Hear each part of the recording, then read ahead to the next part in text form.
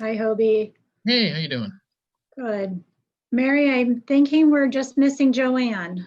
Oh, there she There's is. Joanne. Great. Yep, that's what I was looking for. Do we have everyone from your team? I think so. We do. Got all you guys? Yep. That was perfect timing, Joanne. I know. I mean, down to the second.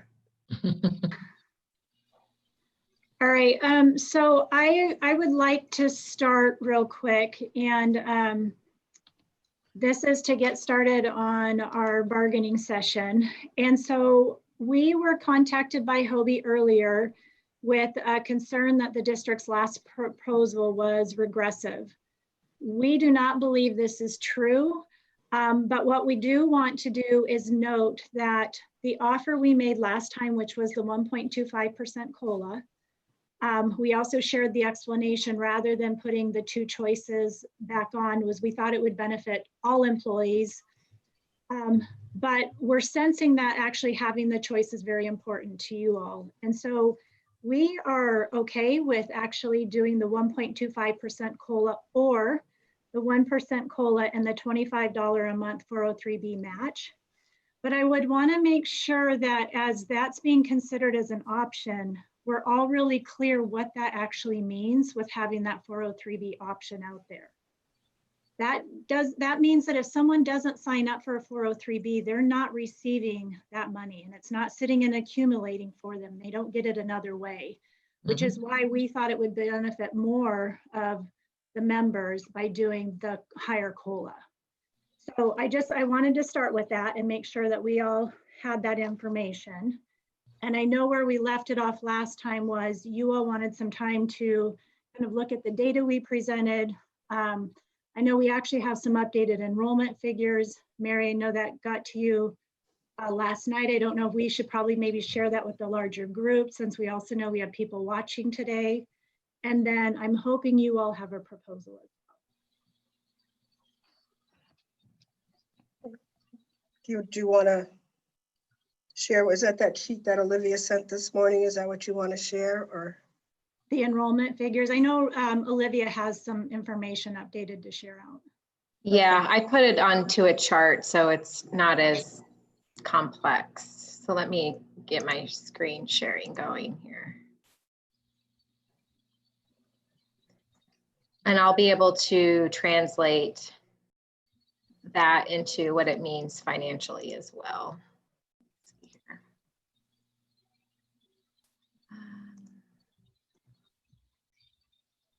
Okay. Everyone can see this okay. I think it's up and running. So let me know if it's not. So just taking a real quick glance at our student enrollment and sort of where we're at. This is as of yesterday. And so when we look at district-wide enrollment, including our charter school and the Yes House alternative school, our number as of yesterday was 6,480.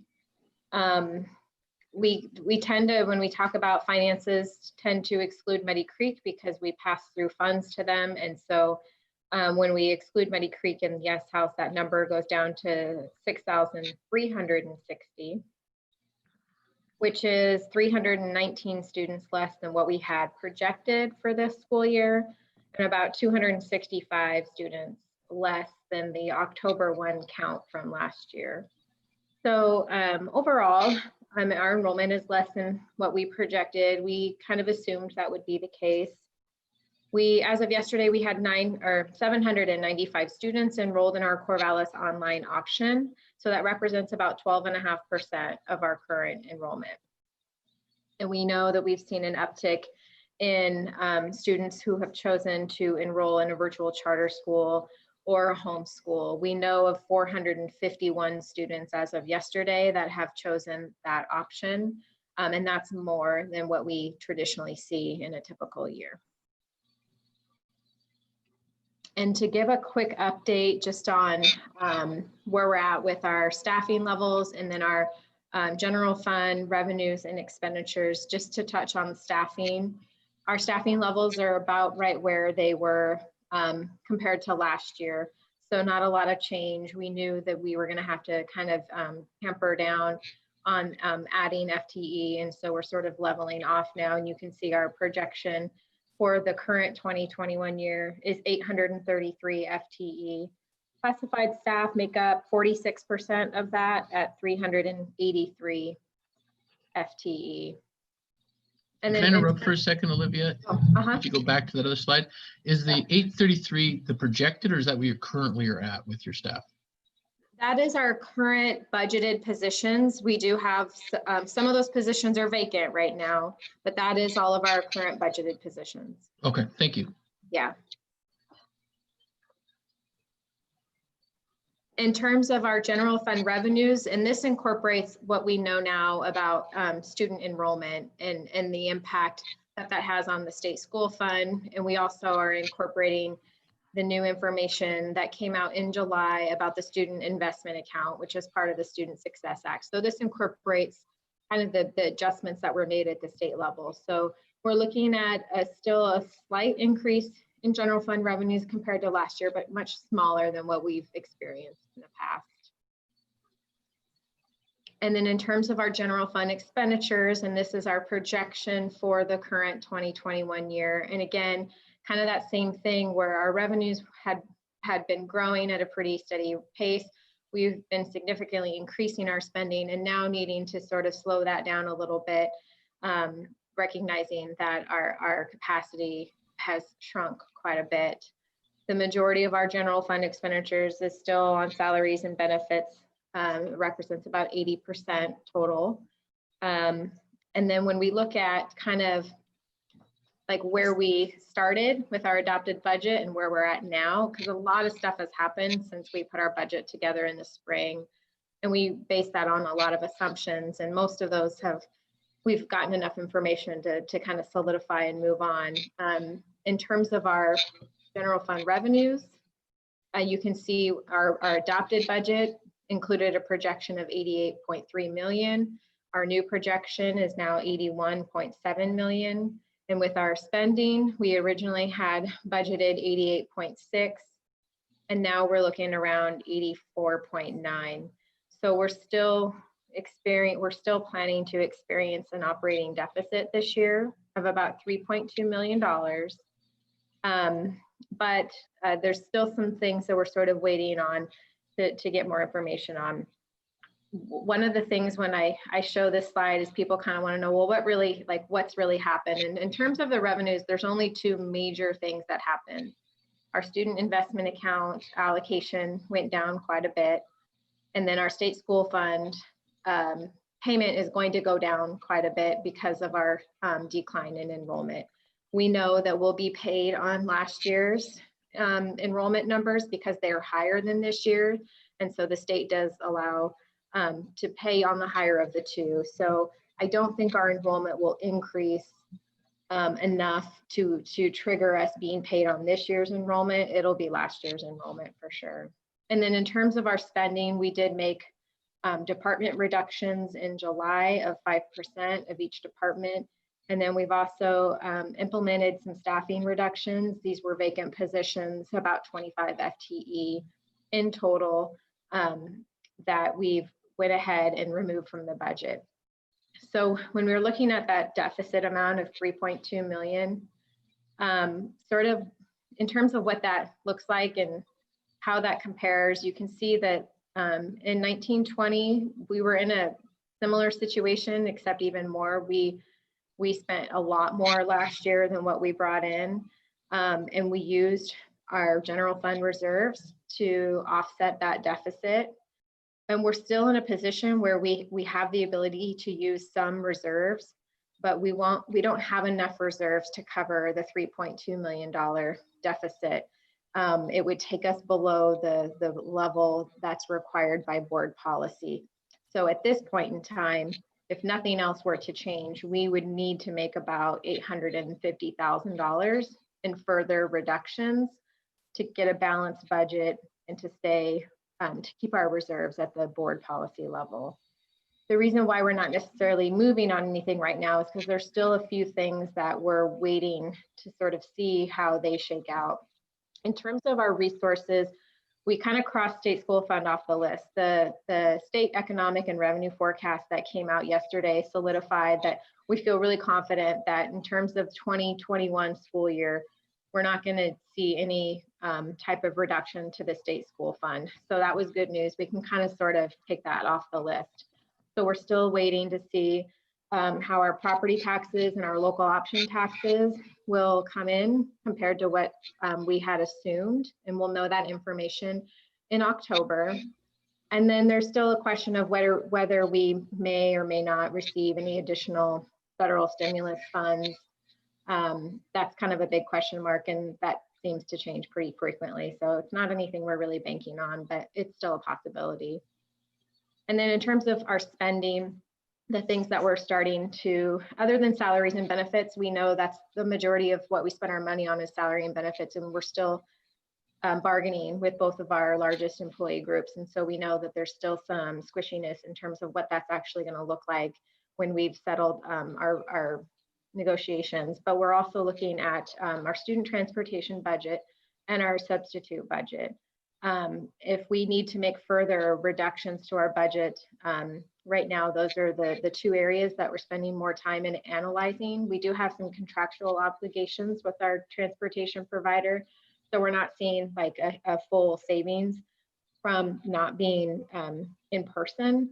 So we're going to do some more work to kind of identify an estimate of what we think we could save by not being in person for the first 6 weeks. So I just covered a lot of information, but I just kind of wanted to give a quick update. It's the same kind of information I've shared in the past, but we have some new information. So I wanted to kind of get a new version of that out for you. And so you knew, like, this is everything we know as of today. And then there's still a few things that we don't quite know yet.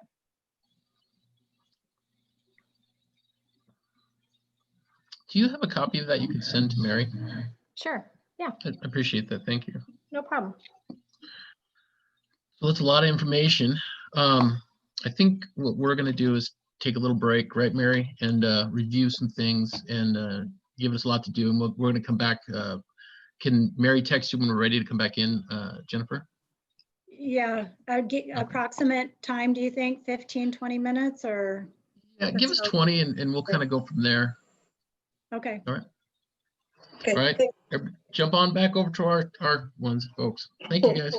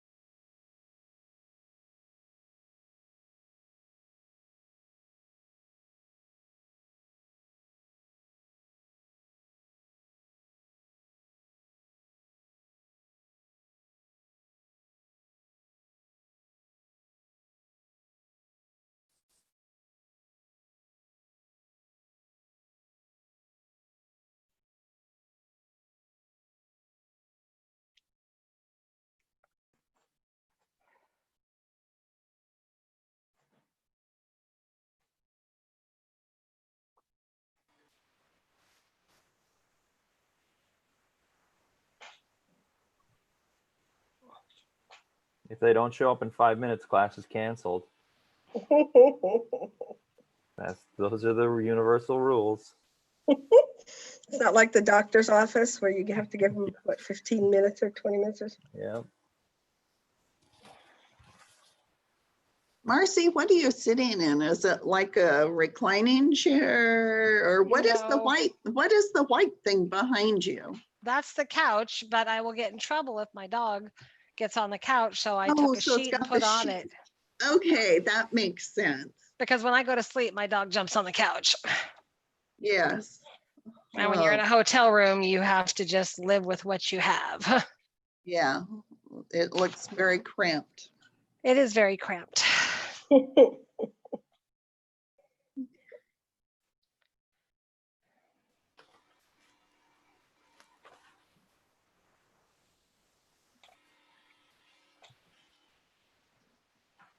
Are we all back?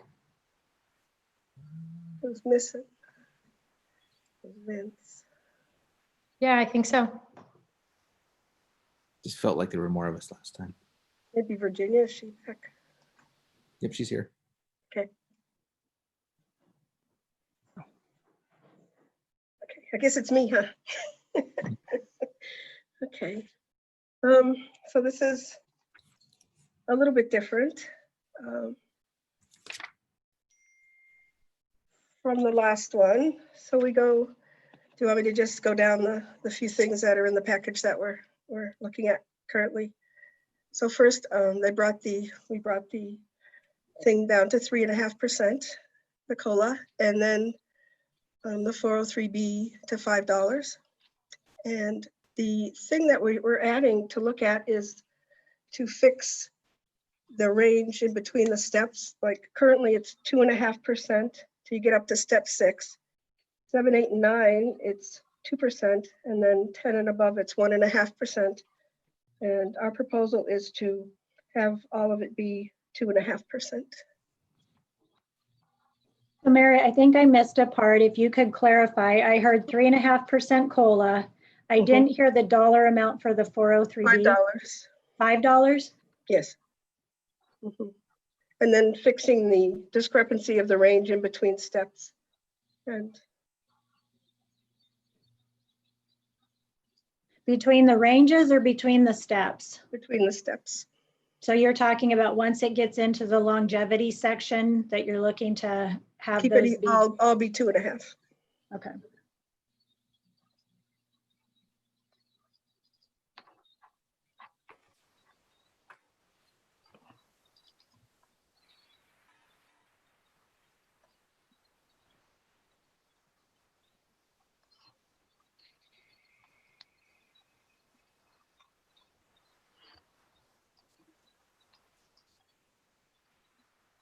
So that's, Any questions from the team? Just in terms of costing out the proposal, have you had a chance to do that? well, that's what, we're not confident with the figures that we have.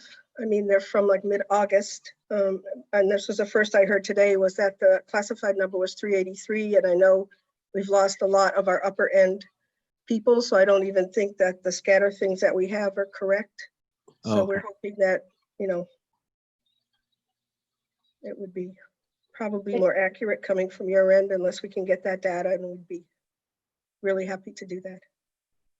Did you run any figures though? I'm just curious.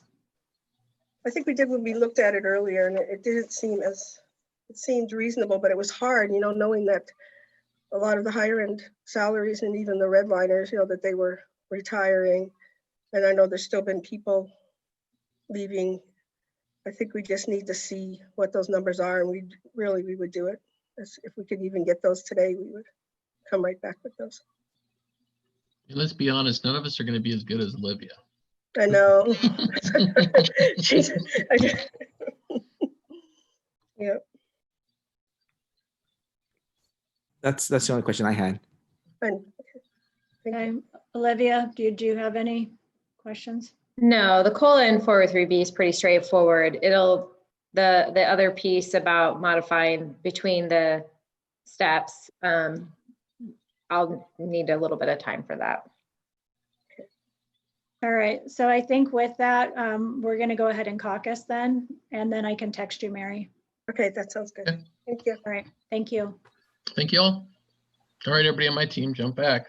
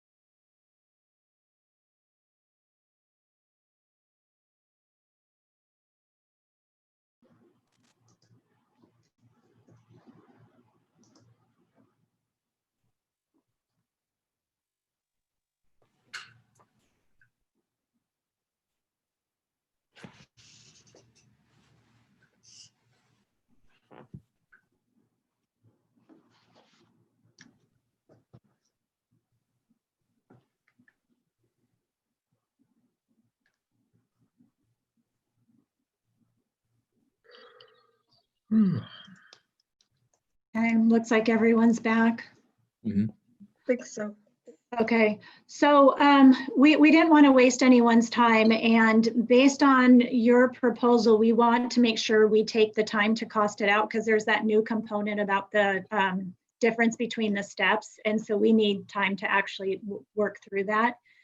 So we would like to actually schedule another meeting, and we don't know if maybe we can do it as early as next week. But before we do that, there's another piece that I wanted to touch base on, and that's the 403B. You had mentioned $5 a month, and there are some minimum requirements with 403Bs, and I don't know if you all have done some research to look at what it would take for someone to set up, and if they are some minimums based on the companies. And with that $5 a month, it caused me kind of a pause on that, just because I do think that may not be a possibility in some of the areas. And maybe you have done research, I don't know, but I wanted to make a point of that because I would hate for that part to continue conversation and then we find out that's not really an option. Yeah, I appreciate that. It would be $10 because it would be a $5 match, right? So it is a difference, but we can double check our numbers too. As far as setting it up, we would just be utilizing the one you already have in-house. So there wouldn't be a need to set up an additional one. Well, not everyone has one though, Kobe. No, So, no, I mean the one the district already has for people that want it. You use it for your certified people, do you not? And your it was administrators? a 1 year, they no longer have it. It was a 1 year agreement last year only. And We they do all had to set it offer, on their phone. we do offer all employees access to 403B. Okay, that's what I just meant, that you didn't have to set one up is the point I was trying to make only. Well, every employee would have to set one up if they don't have one already. they'd And have we to- have, right. I want to say we have eight vendors that you can choose from. So Right. there's a variety, and I'm just not super knowledgeable about all of those different vendors and what their rules are. So some of them might have some minimum opening Sure. accounts. I'm not sure. Well, and maybe we'll figure something out with these other things and we won't even need a 403B, who knows, right? I guess we're still Well, bargaining. Right, but I wanted to just note that because I think I that's an appreciate that. important thing to consider. Because again, if an employee has to start an account with 50 or 100, that may Mhm. make a difference for someone who wants to try and participate. So again, just something to be aware of. Can we appreciate go? that. Can we go ahead and look at trying to schedule then another time? Yeah, absolutely. In fact, I think we should probably put some, out like next week, the following week, just see so we can have them if we need them. If we don't need them, then we've all got the gift of time, right? But at least this way we have them available if we need them so they don't get booked up because we're all busy people. Can I ask the question, and maybe I'm out of line here, but is it possible something, I'm willing to wait a little bit if it's something you guys think you could do. I know you're looking to save our time, but if it's something you don't think is going to take that long, I'm willing to wait a bit. Well, you mean tonight? there's two things. We had until 5 and there's actually a board meeting this evening. So some individuals have to get ready for that. And we actually want to make sure we're taking the time with this new piece to look at all of the components to it. So.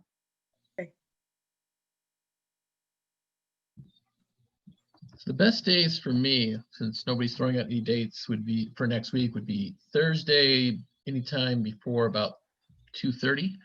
And well, it'd have to be over by 2:30, and then pretty much anytime on Friday the 2nd.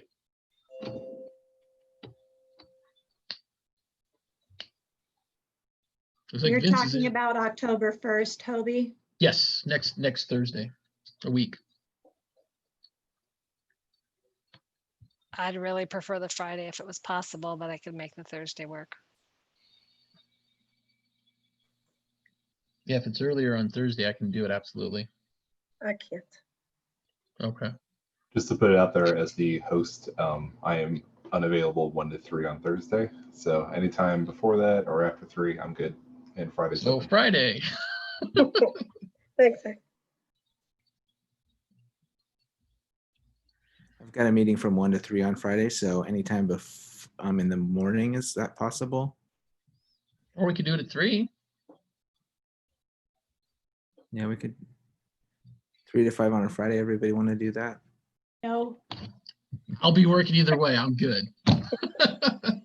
I can do it until 4:30, but I truly have to leave at 4:30 for another appointment I have. Well, how about Ryan's suggestion of doing it in the morning? Does that like 9 o'clock work for people? Seeing head nods and a few thumbs. I can make Friday at 9 work. I'll make some adjustments. I'll put it in. I can do that. Actually, I was ready. Do that as well. The 9 o'clock on the 2nd. Marcia, you're muted. It's the story of my life.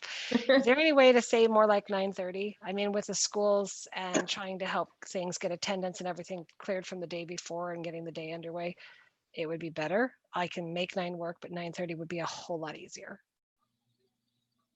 And Ryan, you're available till 1, right? Yeah, You 9:30 mean- is- That 9:30 works for me. fine for me. Okay. Yeah, I can make 9:30 work. So 9:30 to 1 is what we're looking at. 9:30. I would say based on how our meetings have gone, 2 hours, I would say 9:30 to 11:30, and especially since we're going to be setting some future meetings in addition. Yeah, I just want to make sure I block out the amount of time so it doesn't get booked, too close Yeah. to something else. 9:30 to 11:30. And then the following week. Well, the 8th is wide open. I have a few other times, but that day is wide open if anybody wants that day. It's a Can't Thursday. do the 8th. Nope. All right, let's take a look here. I could do the 9th at 9:30 to 11:30 again. Me too. I'm wide open then too. Yep, Okay. that would work. So that works for a majority. So October 9th, 9:30 to 11:30. Yes. Okay. That's the next one. Yeah. Yeah. I'll We send wanna out do a calendar one- invite with the Zoom link for you all. Thank you. Thanks. Thank you. Do we want to do one more as just in case? Probably should. Yeah, I would. Well, for some reason, Thursdays work good in October for me, but I have other times too, but Thursday's wide open. And Friday actually is that day too. This is the week of the 15th and 16th. Yeah, 12th Yeah, and 16th. and I can't do that week. Yeah, Are you guys there on Columbus Day? You are, right?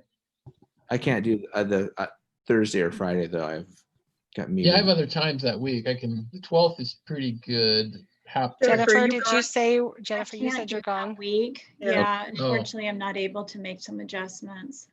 Okay. What if we looked early the 19th then, or the 20th, so we can try and get it close?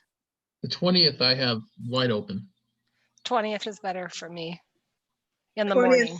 I'm open till Morning. 1, Yeah, we have a meeting at 1. so we can't So- miss. 20th, from 9:30 to 11:30. So It seems Marcy, to be that our works time. with that. Okay. Okay. Okay. So October 2nd, October 9th, October 20th, 9:30 to 11:30 for all 3. And we'll make sure meeting invites get out then. Okay. I'm working on it now. All right. Well, thank you all Thank for your you. time. Really appreciate it. And my folks, let's jump back over. See you on All the right. 2nd. Thank you. Thank you, guys.